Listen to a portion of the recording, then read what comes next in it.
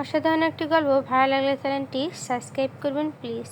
সৌরভ প্রাণেশাকে সামনে বসিয়ে একে একে লাগেজ দুটো খুলল। নিজের জিনিসগুলো সাইডে রেখে সব জিনিস বোনকে দিয়ে দিল।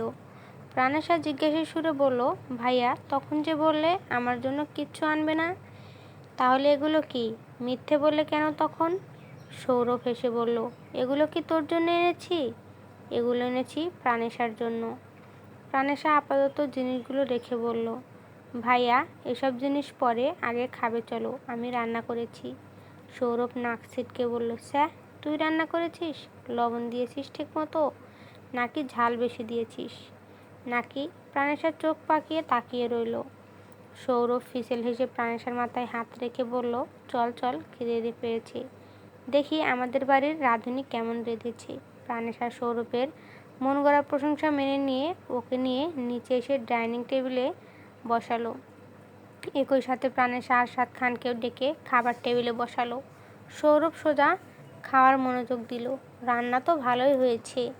ও খেতে খেতে প্রাণেশাকে বলল, কালকে থেকে অফিসে যাওয়ার পথে তোকে ভার্সিটিতে নামিয়ে দিয়ে যাব। প্রাণেশা থমথমে মুখ বলল, তুমি শুধু শুধু যাবে? ড্রাইভার তো আছে ভাইয়া। তা থাকুক, আমি নিয়ে যাব মানেই নিয়ে যাবই, আর এর বাইরে কোনো কথা শুনতে চাই না। ভাইয়া তুমি সাথে গেলে তোমার অফিসের দেরি হবে না? আমার অফিস তোর ভার্সিটি ক্লাসের আরও আধ ঘন্টা পরে। প্রাণেশা আর কিছু বলল না। বলেও লাভ হবে না, যা প্রতিদিন সুভার সাথে দাঁড়িয়ে থেকে স্নিগ্ধকে দেখতো তা আর হচ্ছে না। প্রাণেশা রুমে এসে দরজা লাগিয়ে দিয়ে বিছানায় এসে শুলো। ফোনটা হাতে নিয়ে দেখলো স্নিগ্ধ হোয়াটসঅ্যাপে মেসেজ দিয়ে রেখেছে, প্রাণেশা ফ্রি হলে একটু কল দিও। প্রাণেশার সাথে সাথে কল দিল। স্নিগ্ধ কিছু বই নিয়ে বসেছিল। প্রাণেশার কল পেয়ে স্নিগ্ধ রিসিভ করলো। প্রাণেশা বলল, আপনি তখন কী জন্য কল দিয়েছিলেন বললেন না তো? স্নিগ্ধ হেসে বলল, কিভাবে বলবো বলুন তো আপনি? আপনি তো শোনার আগেই কল কেটে দিলেন, আর এখন কল দিলেন। আসলে আমার ভাইয়া এসেছে অনেক দিন পরে, ওর সাথেই ছিলাম।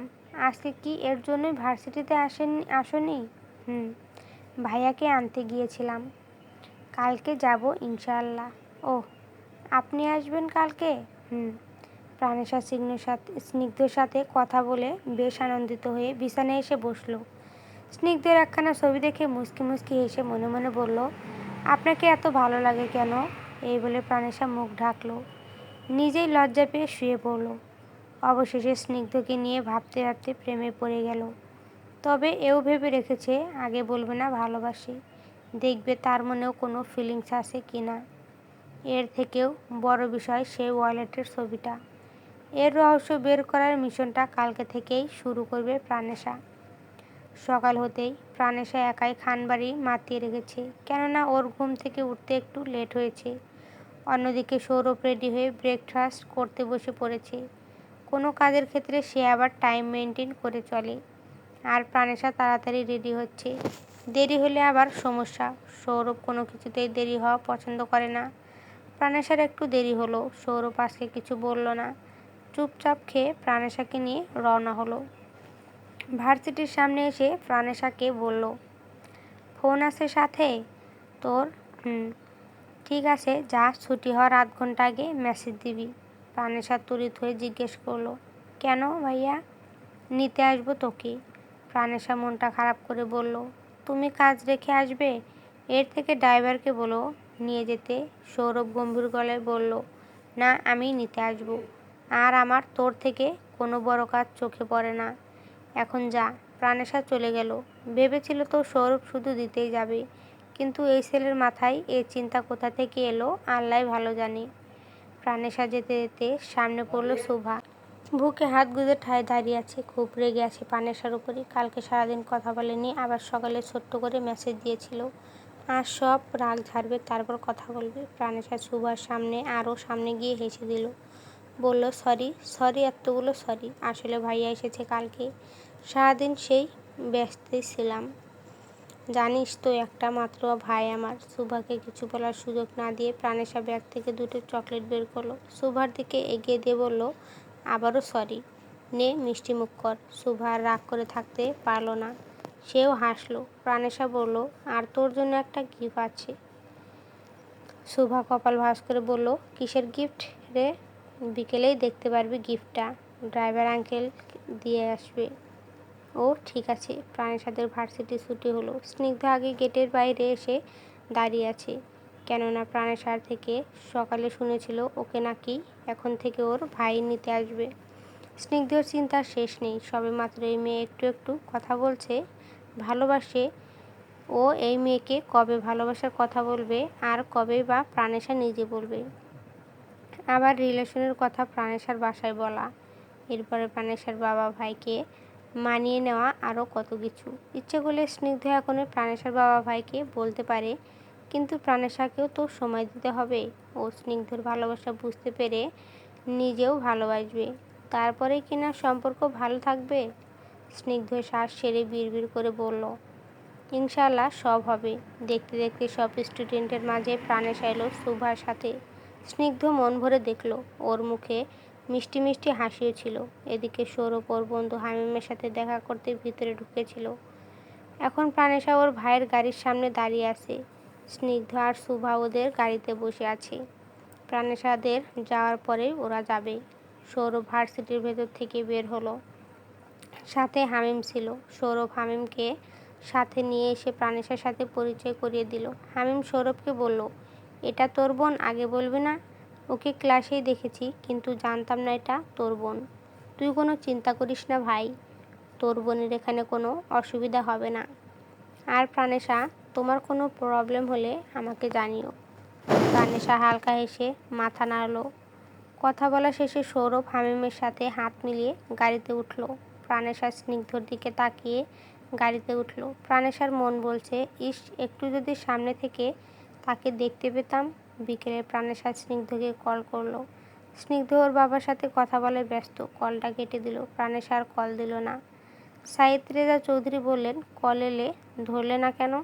স্নিগ্ধ হেয়ালি কণ্ঠে বলল, ইম্পর্টেন্ট না, পরে কথা বলবো। কথা বলতে বলতে সাইদ রেজা চৌধুরী বললেন, তোমার না প্রাণেশাকে পছন্দ, আমরা কি কথা বলবো? না, আমি আগে ওর সাথে সব ঠিকঠাক করে নেই, এরপরে আমি ওর ফ্যামিলির সাথে কথা বলতে যেতে বলবো। ঠিক আছে, তখনই যাব। ঘণ্টাখানিক পরে প্রাণেশা শুভার জন্য রেডি করা গিফট বক্স বলতে সৌরভ কালকে যে জিনিসগুলো এনেছে প্রাণেশার জন্য, সেগুলো কিছু কিছু শুভার জন্য আলাদা করে রেডি করেছিল ড্রয়িং রুমে বসে। পাশে সৌরভ বসে ফোন স্ক্রল করছিল। এর আগে আবার কোথায় যেন গিয়েছিল। প্রাণেশা সাহস নিয়ে ভাইয়ের কাছে বলল, ভাইয়া একটা কথা বলবো? ভাইয়া, দেখছই তো এই জিনিসগুলো একটা বান্ধবীকে দেব, তাই বলেছিলাম এগুলো আমি নিয়ে দিয়ে আসি। সৌরভ গম্ভীর কণ্ঠে বলল, ড্রাইভারকে বল, সে দিয়ে আসবে। প্রাণেশা নাছোড়বান্দা বলল, না ভাইয়া, আমি যাই, বান্ধবীর সাথে দেখা করেও আসবো। সৌরভ ফেরার পর থেকেই দেখছে প্রাণেশার আচরণ পাল্টে গিয়েছে। এর মূলই ওর বান্ধবী। এত বান্ধবী বান্ধবী করার কারণ কি থাকতে পারে? সৌরভ সন্ধিহানি দৃষ্টিতে তাকিয়ে থেকে কথাগুলো ভেবে বলল, তোর বান্ধবীরা কয় ভাই বোন রে? প্রাণেশার সাথে সাথে বলে দিল, এক ভাই এক বোন। সৌরভ আর কিছু শোনার প্রয়োজন মনে করলো না। উঠে দাঁড়িয়ে সামনে থেকে গাড়ির চাবিটা নিয়ে বলল, বক্সটা নিয়ে আয়, আমি নিয়ে যাচ্ছি। প্রাণেশা ভ্যাবাচ্যাকা খেয়ে বলল, মানে তুমি যাবে কেন? ড্রাইভার নিয়ে যাক। সৌরভ পেছনে না ফিরে এগিয়ে যেতে যেতে কড়া গলায় বলল, চুপচাপ আয়, যদি 1 মিনিটও দেরি হয় রে, তাহলে তোর খবর আছে। প্রাণেশা ঠোঁট উল্টিয়ে বক্সটা হাতে নিয়ে ভাইয়ের পেছন পেছন গেল। বিড়বিড় করে বলল, জীবনেও বউ পাবে না। সৌরভ প্রাণেশাকে নিয়ে চলে গেল শুভার বাড়ির উদ্দেশ্যে। প্রাণেশা যখন বলল সামনের বাড়িটাই ওর বান্ধবীর বাড়ি, ঠিক তখনই সৌরভ গাড়ি থামালো আর বলল, এখানে নাম আর তোর বান্ধবীকে আসতে বল। আর একটু সামনে চলো না, এখানে আসতেই বল। প্রাণেশা ওর বান্ধবীকে কল দিয়ে বাইরে বের হতে বলল। প্রাণেশা এসেছে শুনে শুভা খুশি হয়ে যেভাবে ছিল সেভাবেই বের হয়ে এলো। প্রাণেশা শুভাকে দেখে হেসে জড়িয়ে ধরল। শুভা বলল, এই কিরে, বাইরে কেন, ভেতরে চল। আর তোর সাথে কে এসেছে? এই বলে শুভা গাড়ির ড্রাইভিং সিটে তাকিয়ে সৌরভকে না চিনে প্রাণেশাকে বলল, এই ড্রাইভার আঙ্কেলকে নিয়ে ভেতরে আয়। এই শুনে সৌরভ নাক মুখ কুঁচকে নিল। কী যে রাগ উঠছে বলার বাহিরে। প্রাণেশা ফিক করে হেসে দিল। সৌরভ বাইরে বের হয়ে শুভাকে ধমক দিয়ে বলল, এই মেয়ে, এই চোখে কি কপালে নিয়ে ঘুরো? আমাকে কোন দিক দিয়ে আঙ্কেল মনে হয় তোমার? প্রাণেশা বিড়বিড় করে বলল, শুভা, এটা আমার ভাই। তুই না দেখে কী বলে ফেললি? দেখিস এখন কি রাগ দেখাই। শুভা জিভে কামড় দিয়ে বলল, সরি, আসলে বাইরে থেকে বুঝতে পারিনি। সৌরভ তপ্ত শ্বাস ছেড়ে প্রাণেশাকে বলল, এই তোর হলো, চল, এরপর দেখি আবার কই যাস। পা ভেঙে ঘরে বসিয়ে রাখবো। প্রাণেশা শুভাকে গিফট বক্স দিয়ে গাড়িতে উঠে বসলো। সৌরভ গাড়িতে ওঠার আগে আশেপাশে আরেকবার তাকিয়ে উঠল। এরপরে স্টিয়ারিং ঘোরাতে ঘোরাতে বলল, এমন দিনকানা বান্ধবীর সাথে থাকিস দেখে তো এমন হচ্ছিস। ওর সাথে থাকা বন্ধ কর। কেন? আর ওকে দিনকানা বলছো কেন? সৌরভ দাঁত চেপে বলল, দিনে দুপুরে তোর ভাইকে আঙ্কেল বললো শুনিসনি? শুনেছি, কিন্তু ও তো ভুল না দেখে বলে ফেলেছে। সৌরভ হিতাহিত রেগে গিয়ে বলে, এই গাড়ি থেকে নাম তো। প্রাণেশা জুতা খুলে সিটে পা তুলে বসে বলল, না, নামবো না। বাবাকে বলে দিব। বলে দিবি? এখনই বলে দে। আর গাড়ি ময়লা করবি না, পা নামা। নিজের টাকায় কিনেছি, তোর বাপ দেয়নি। প্রাণেশার চোখ গেল বাহিরে ফুচকার স্টলের দিকে। ভাইয়ের সাথে ঝগড়া বাদ দিয়ে হেসে বলল, ভাইয়া, ও ভাইয়া, শোনো না, ফুচকা খাবো। সৌরভ ব্যঙ্গ করে বলল, কেন? এখন গিয়ে বাবাকে বল। খুব তো বাবা বাবা করিস। এদিকে শুভা এসে স্নিগ্ধকে একটু আগের ঘটনাটা বলতে স্নিগ্ধ না হেসে পারল না। অতঃপর শুভার মাথায় গাঁটটা মেরে বলল, একটু দেখে শুনে কথা বলিস, না হলে জনগণের হাতে মার খাবি। প্রাণেশা আগে ভার্সিটিতে এসে পৌঁছালো। ফোনটা বের করে শুভাকে মেসেজ দিতে দিতে নিজের ক্লাসের দিকে গেল। সামনে পড়লো হামিম, দেখতে শুনতে ভালোই। প্রাণেশাকে দেখে হাই তুলে বলল, এই প্রাণেশা। প্রাণেশা দাঁড়ালো। হামিম সামনে এসে বলল, কেমন আছো? জি ভালো। আপনি কেমন আছেন স্যার? হামিম স্যার শব্দটা মোটেও পছন্দ হলো না, তবুও হজম করে হাসার চেষ্টা করে বলল, ভালো। এই সময় স্নিগ্ধ এলো। নিজের কলিগের সাথে প্রাণেশাকে কথা বলতে দেখে বিরক্ত হলো। বলতে গেলে জেলাস। কালকেও তো কথা বলেছে, কিন্তু আমলে নেয়নি। তাই বলে প্রতিদিন? প্রাণেশা স্নিগ্ধকে খেয়াল করেনি। স্নিগ্ধ হনহন করে ওদের ছাড়িয়ে যেতেই প্রাণেশা দেখলো ওকে। স্নিগ্ধ না তাকাতেই প্রাণেশার রাগ হলো। শুভাও এলো। প্রাণেশা ওর সাথে ক্লাসে এলো। শুরুতেই স্নিগ্ধর ক্লাস ছিল, ও ক্লাসে এলো। প্রতিদিনের মতো আজও কয়েকটা মেয়ে স্নিগ্ধকে দেখে কানাঘুষা করতে লাগলো।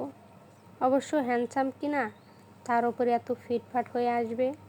প্রাণেশা মনে মনে বলল, স্টুডেন্ট পড়াতে আসবে, এত সেজেগুজে আসার কি দরকার? ইচ্ছে করছে মেয়ে কয়টার মাথা ফাটাতে। প্রাণেশা দাঁতে দাঁত চেপে বসে রইল। স্নিগ্ধ একবারের জন্য ওর দিকে তাকায়নি। দিব্যি অন্য স্টুডেন্টের দিকে তাকিয়ে ক্লাস করালো। স্নিগ্ধ ক্লাস শেষ করে বেরিয়ে যেতে প্রাণেশাও শুভাকে নিয়ে বেরিয়ে গেল। ক্লাস করার কোনো মুড নেই। ওরা দুজনে হাঁটতে হাঁটতে ক্যান্টিনে এলো। দূর থেকে স্নিগ্ধ ওদের দেখছে। একটু পরে স্নিগ্ধ নিজেই ভাবলো, প্রাণেশার সাথে কি বেশি এগো দেখিয়ে ফেললো নাকি? আর দেখাবেই না কেন? প্রতিদিন তাকিয়ে থাকলে কোন দিন আবার হেসে ফেলবে। তখন এখানে স্টুডেন্ট হিসেবেই ওর দিকে তাকাতে হবে। এরপরে বাহিরের প্রেমিকা হিসেবে। স্নিগ্ধ কল দিল প্রাণেশাকে। শুভা গিয়েছিল খাবার আনতে।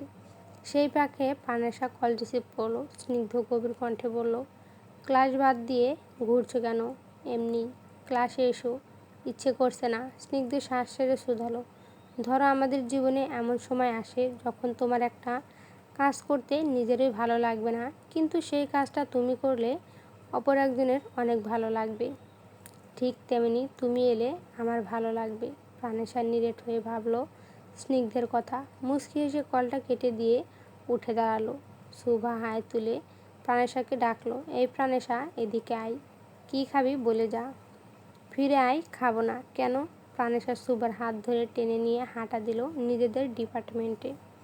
তিনতলায় এসে দেখলো সামনেই স্নিগ্ধ ফোনটা নিয়ে দাঁড়িয়ে আছে। স্নিগ্ধ প্রাণেশাকে দেখে একটু অবাক হলো। কি, একটু আগে কোনো কথা না বলেই কল কেটে দিয়ে ক্লাসে এসে পড়েছে। প্রাণেশা স্নিগ্ধর দিকে তাকিয়ে মুচকি হেসে ক্লাসে ঢুকলো। স্নিগ্ধ হেসে মনে মনে বলল, বাহ, এত বাধ্য হয়ে গেলে। সন্ধ্যার পরপর প্রাণেশা ড্রয়িং রুমে বসে গুনগুন করে গান গাচ্ছিল আর ফোন স্ক্রল করছিল। সাথে স্নিগ্ধর ফেসবুক আইডিটা ঘাঁটছিল। সৌরভ এসে ডাইনিং টেবিলে বসতেই প্রাণেশা ফোন রেখে সৌরভকে খোঁচা মেরে বলল, ভাইয়া বিয়ে করবে না? বুড়ো হয়ে যাচ্ছ তো। এখনও লোকে আঙ্কেল বলে। সৌরভ রোকেয়া বেগমকে বলল, আন্টি আপনাকে যে বিড়াল মারার জন্য একটা লাঠি বানিয়ে আনতে বলেছিলাম সেটা বানিয়েছিলেন? রোকেয়া বেগম বললেন, হ্যাঁ বাবা বানিয়েছি, একটু পরে এনে দেই। ঠিক আছে। সৌরভ প্রাণেশাকে শুনিয়ে শুনিয়ে বলল, লাঠি এনে বিড়ালের বাচ্চার পিঠে ছাল তুলে ফেলবো। প্রাণেশা মুখ ভেঙচি দিয়ে বলল, হ্যাঁ জীবনে প্রেম করতে পারলে না, আর বোনকে মারার হুমকি দিতে ঠিকই পারলে। সৌরভ কপাল কুঁচকে নিয়ে বলল, এখানে প্রেম টানছিস কেন ভাই? আর আমি কি বলেছি যে তোকে মারবো? বলেছি যে বিড়ালের বাচ্চাকে মারবো। এখন সেটা যদি তোর গায়ে লাগে আমার তো কিছু করার নেই। আর তোর দেখছি সাহস দিন দিন বাড়ছে। পারলে একটা প্রেম করে দেখাতো, দেখি ভাইয়ের ওপর দিয়ে প্রেম করিস কেমনে। প্রাণেশা গাল ফুলিয়ে বলল, চ্যালেঞ্জ করছো? সৌরভ সম্মতি জানিয়ে বলল, হ্যাঁ করলাম। প্রাণেশা অবাক চোখে তাকিয়ে রইল। এ কি ওর মায়ের পেটের ভাই? এত ভালো হলে কি করে? প্রাণেশার ভাবনার মাঝে এক বালতি জল ঢেলে দিয়ে সৌরভ গা ছাড়া ভাব নিয়ে বলল, যদি কোনো সময় দেখি কোনো ছেলে তোর সাথে কথা বলতে আসে তাহলে তাকে খুন করে ফেলবো, আর তোর কলিজাটা দুভাগ করে ফেলবো। প্রাণেশার আগে গটগট করে সিঁড়ির কাছে গিয়ে থামলো, আবার ভাইয়ের দিকে তাকিয়ে বলল, জীবনেও বউ পাবে না। সৌরভ উঠে দাঁড়িয়ে বাঁকা হেসে বলল, যা মন দিয়ে পড়াশোনা কর, আমি আর বাবা তোর জন্য সুদর্শন ছেলে এনে দিব। প্রেম টেম করার ইচ্ছে থাকলে মাথা থেকে ঝেড়ে ফেল। ও আর তোর ওই বান্ধবীর সাথে ঘোরা বন্ধ। খোঁজ নিয়ে দেখেছি ওই দিনকানা মেয়েটার বড় ভাইও আছে, তোদের ভার্সিটির লেকচারার। শেষের কথাটা শুনে প্রাণেশা ঠায় দাঁড়িয়ে রইল। সৌরভের চিন্তাভাবনা স্নিগ্ধ পর্যন্ত চলে গিয়েছে। সত্যিই অভাবনীয়।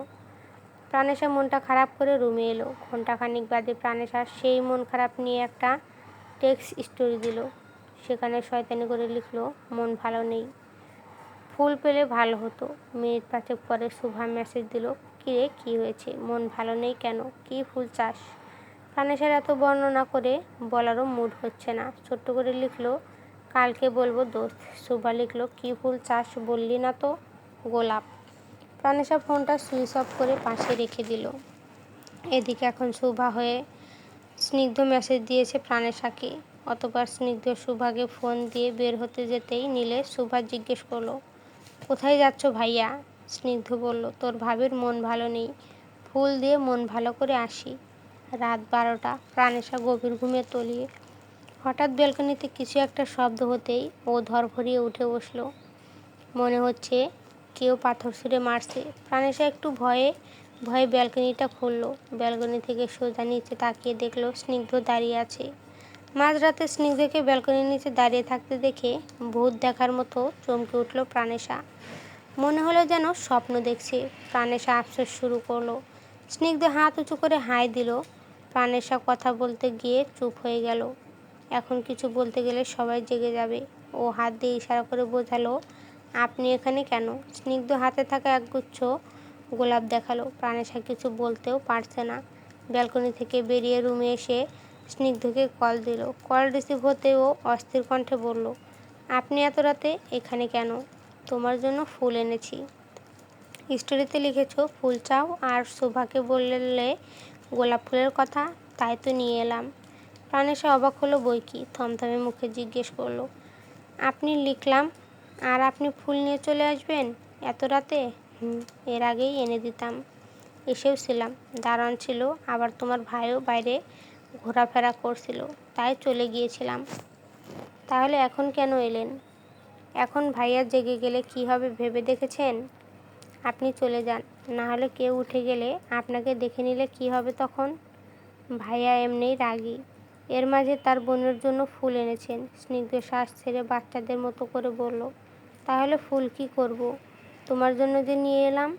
ওখানে রেখে যান, আমি নিয়ে নিব। স্নিগ্ধ এক হাত কোমরে রেখে মাথা নাড়াতে নাড়াতে বলল, হ্যাঁ রেখেই যাই, আর সকালে ভুলে যাবে না, আমি সকালেই নিয়ে আসব, আপনি রেখে যান। ওকে, তাহলে আর একবার দেখা দিয়ে যাও প্রাণ। প্রাণেশা অবাক কণ্ঠে বলল, কি বললেন? স্নিগ্ধ হেসে বলল, প্রাণ একটু দেখা দিয়ে যাও। তাহলে আমার অস্থির হৃদয়টা একটু স্বস্তি পাবে। প্রাণেশা সোজা গলায় জিজ্ঞাসা করলো, আচ্ছা ভালোবাসেন আমায়? স্নিগ্ধ মুচকি এসে বলল, হুম। প্রাণেশা রাগী কণ্ঠে বলল, ভালোবাসেন না? তাহলে অচেনা একটা মেয়েকে ফুল দিতে এসেছেন কেন? সেই দিন ওইভাবে চোখ কেন মারলেন? আবার আমায় দেখে হাসেন, আবার একটু দেখার জন্য ক্লাসে যেতে বলেন।